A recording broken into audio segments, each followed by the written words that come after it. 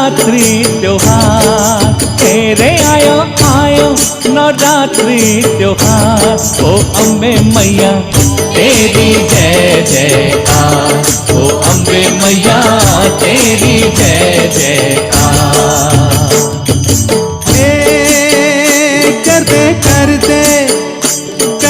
कर दे भक्तों का बेड़ा पार हो, कर दे भक्तों का बेड़ा पार हो अम्बे मैया तेरी जय जयकार, ओ अम्बे मैया तेरी जय जयकार।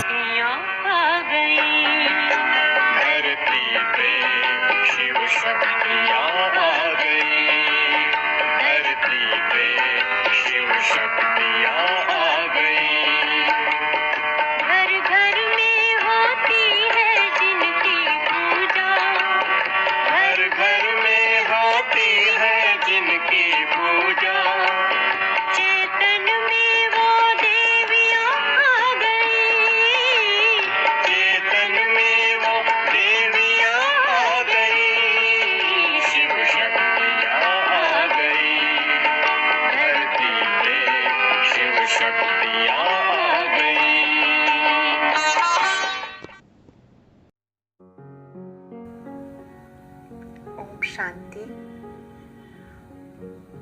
नवरात्रि के पावन पर्व पर जहां देखो कहीं देवियों का पूजन हो रहा है, कहीं लोग व्रत रखकर कहीं पर एक दूसरे के साथ देवी माँ की चर्चा करके इन दिनों को बहुत सार्थक बना रहे हैं, सात्विकता का भी आह्वान कर रहे हैं।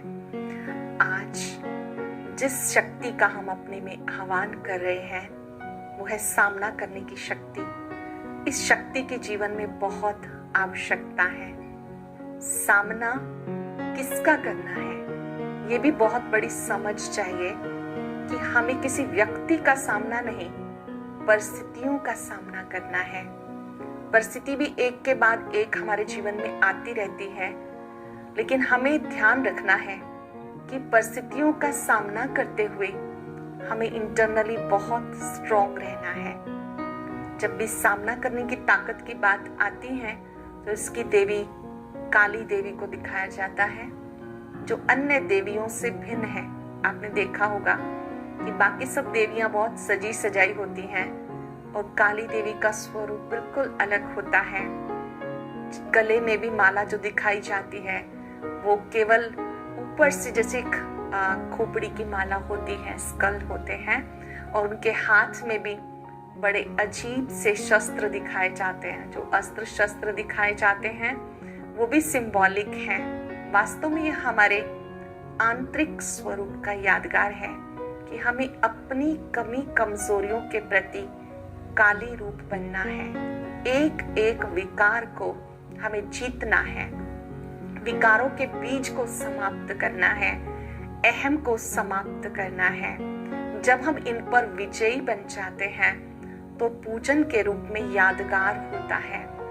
हम सब देखते हैं कि आजकल सामना करने की जो ताकत है वो हमें बहुत कम है।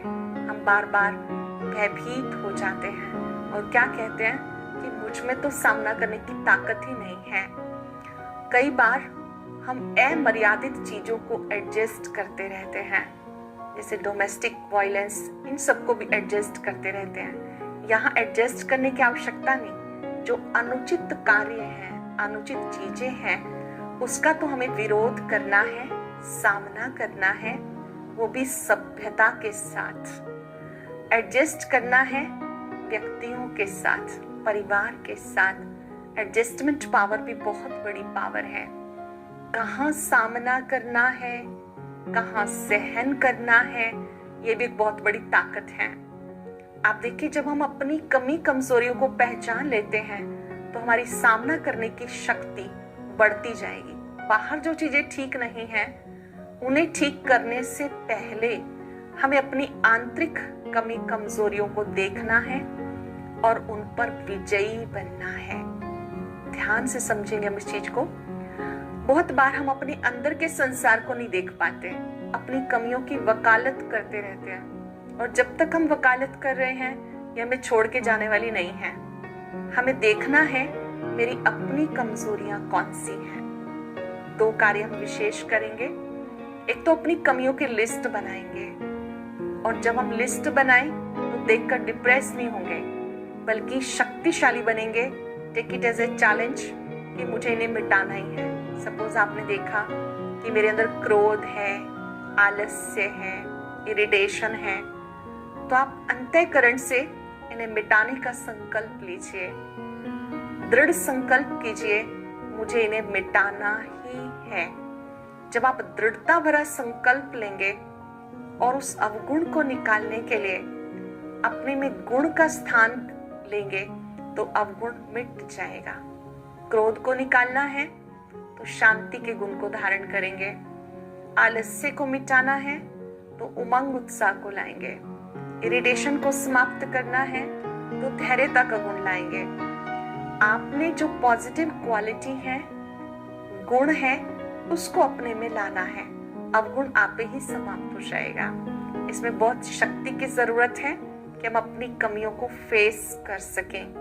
अक्सर हम अपनी कमियों की वकालत करते रहते हैं। ये भी एक मनोविज्ञान है कि अगर हम अपनी कमियों की वकालत कर रहे हैं तो ये हमें छोड़ के नहीं जाएंगी। हमें इन्हें पहचानना है और दृढ़ता से मिटाना है। कुछ लोग कहते हैं मैं क्या करूं, मेरे सामने एक के बाद एक परिस्थिति आती ही रहती है। ये परिस्थितियां जब भी आती हैं हमें सिखाने आती हैं, हमारी सोई हुई शक्तियों को जगाने आती हैं, हमें कोई पाठ पढ़ाने आती हैं। अपने जीवन के पृष्ठ खोल के देखिए, आपको जो पाठ परिस्थितियों ने पढ़ाए वो अन्य किसी बुक में हमें नहीं मिले। इसलिए हमें इन परिस्थितियों का भी धन्यवाद करना है, शुक्रिया करना है कि हमें बहुत कुछ सिखाया। और परिस्थितियां तो कहीं पर भी जाएंगे वहां आनी ही है। इन्हें फेस करते करते हमारी सामना करने की ताकत बढ़ जाएगी। एक छोटी सी बात मुझे याद आती है कि एक बार एक बुजुर्ग महिला ने शरीर छोड़ा। यमराज उसके पास आए। वो पूछती है, आप मुझे कहाँ लेके जाएंगे, स्वर्ग में या नरक में? तो यमराज ने कहा, ना स्वर्ग में ना नरक में, सीधा प्रभु के पास।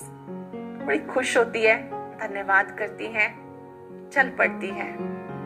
रास्ते में कहती है यमराज से कि मैंने ना स्वर्ग और नरक के बारे में बहुत कुछ सुना है, आप मुझे उसका दर्शन कराते चले तो अच्छा है। तो यमराज मुस्कुराए और कहने लगे कि आपके पुण्य कर्म हैं, चलो मैं आपको दिखाता हुआ चलता हूँ। तो पहले उसे नरक में लेके जाते हैं।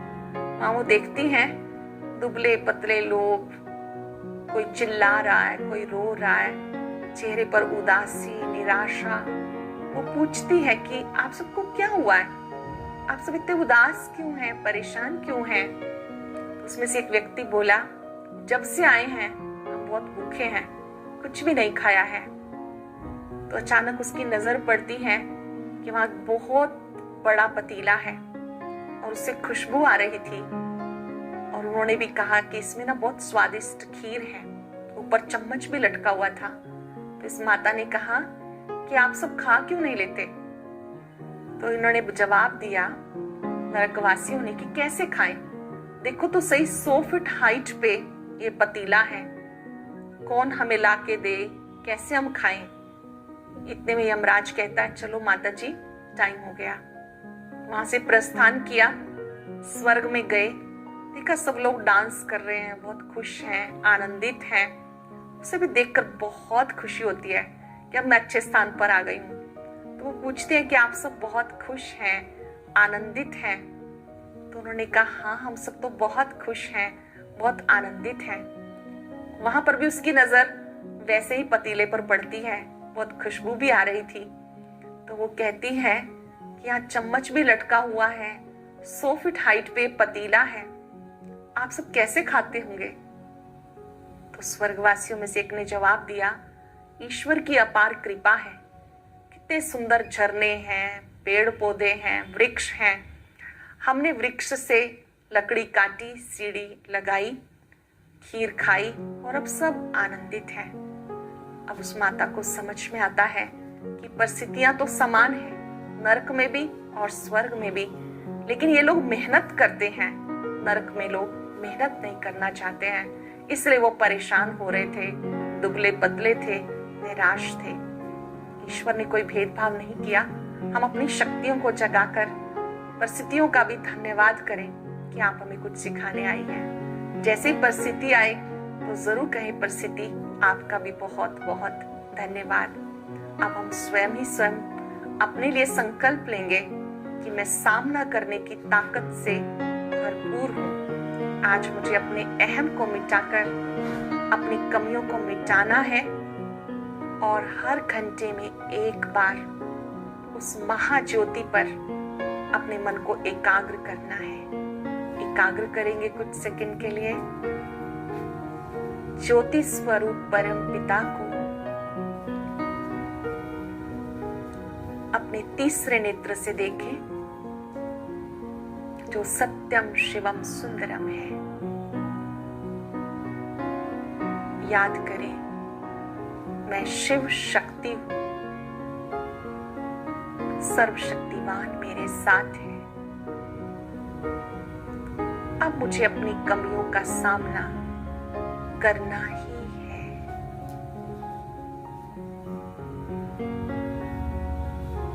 परमात्म शक्तियों से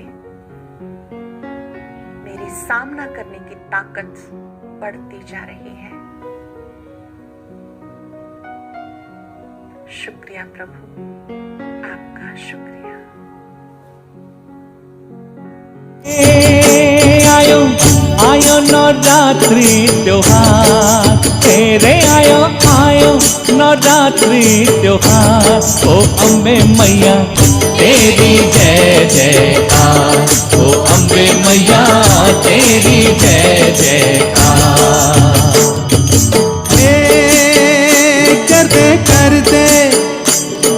कर दे भक्तों का बेड़ा पार हो, कर दे भक्तों का बेड़ा पार हो अम्बे मैया।